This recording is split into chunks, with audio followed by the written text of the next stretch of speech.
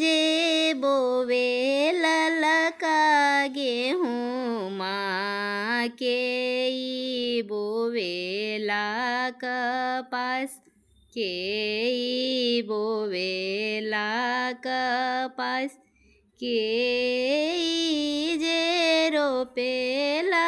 नारियरवा नारियर खिलले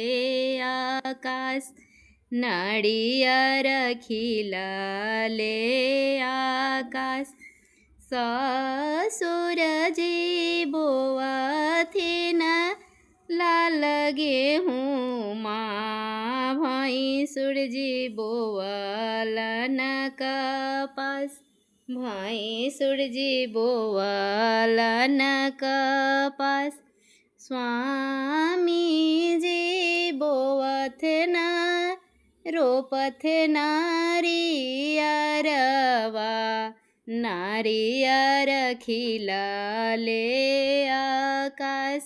नारियर खिलले आकाश।